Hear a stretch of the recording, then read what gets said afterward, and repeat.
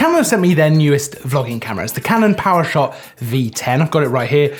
And look at this. This is interesting. It's very small and light. I mean, I can easily just pop this in my pocket, but it's also an interesting and different design. I mean, just the look of it is super different. And I think it's actually really interesting to think about the fact that pretty much all cameras follow the same kind of design idea. And it's nice to see a brand actually kind of playing around with what a camera is, what a camera looks like.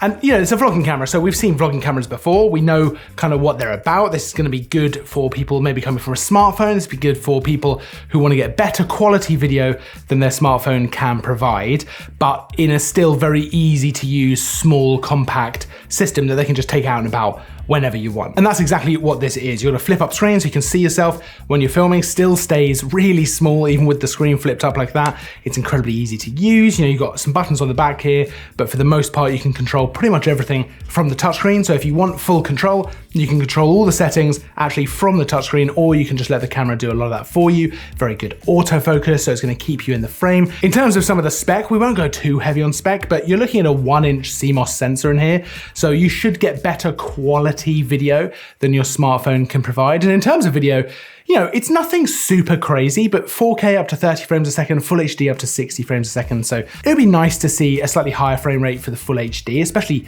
in 2023, probably full HD 120 frames a second would be nice to see, especially for a vlogging camera where maybe you're getting some slow motion B-roll, but it's still very capable, especially in terms of that 4K. Autofocus is no problem. It's got face tracking, so it'll actually keep you nice and in focus while you're walking around, and it's got a nice wide lens as well. So it's 6.6 millimeters, which I think with the crop factor works out to be about 18 millimeters, which is probably about ideal for a vlogging camera. It means you've got a nice wide angle. It's really easy to keep yourself in the frame. You could have multiple people in the frame without really any problems at all. But it's not so wide that it's gonna start looking super weird or anything like that. It's f2.8, so letting in quite a nice bit of light. And while it's not a zoom lens, there is a digital zoom that you can use. I wouldn't use that personally because, you know, you're gonna start degrading the quality, but you can do. You up to 3 times zoom if you want to. And again, all of this is easily controllable just from that screen. So I'm shooting now on the Canon V10. I'm using the built-in microphone. I've got the screen flipped up so that I can see myself.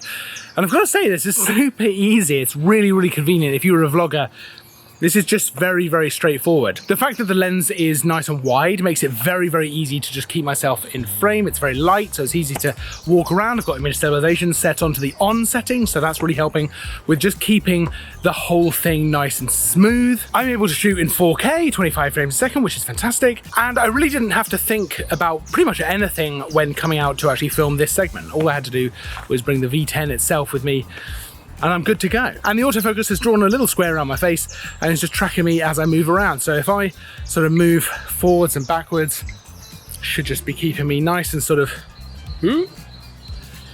nice and in focus.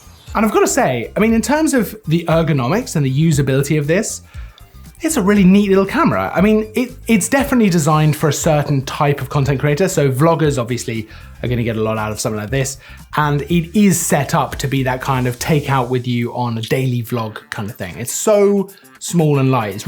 It's crazy, right? I mean, it's a little bit thicker than my phone, but it's definitely smaller than my phone. So easily put it in my hoodie pocket, in my actual just side pocket, in my jeans, whatever.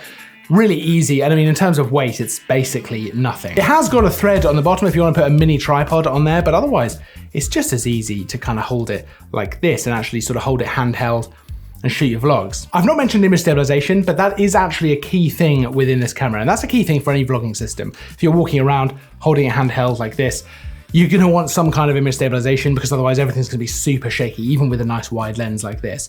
And this has got digital IS, so you've got 2 different modes for it. Well, 3 if you include turning it off, but the other 2 modes are on, which gives you 90% of the frame, so just a little crop there. Really, that's probably not particularly noticeable, and it's gonna help a lot. And then you've got an enhanced mode, which leaves you with 70% of the frame. I think probably for filming yourself, on is gonna be, it's a weird thing to say, on, the on mode is probably gonna be the best kind of mode for that, because it's going to give you the most kind of compromise between still keeping the vast majority of the frame, so 90%, so just a slight crop, but still giving you a smoother overall result. There's no real way to do digital IS without a little bit of a crop, so I think that's absolutely fine. In terms of connections as well, this is actually surprisingly decent. I mean, you've got things like a mini HDMI, which I did not expect to see on this camera.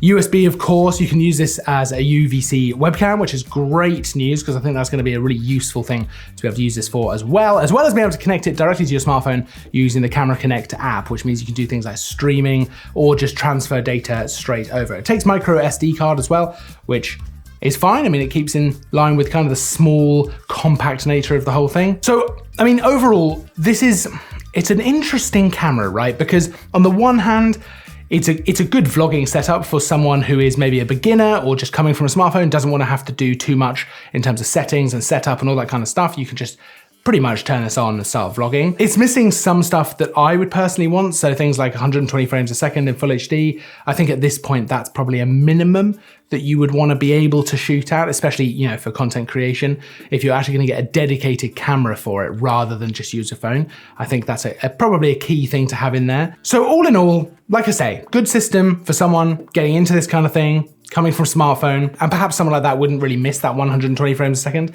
The other thing you've got to really commend Canon for is just the look of it. Whether you think this is a good looking system or not, it's really, really refreshing to see a brand actually play around with the design and the look of cameras. Pretty much every camera, apart from a couple, look the same. I mean, broadly, right? They all share the same kind of idea of what a camera should look and feel like.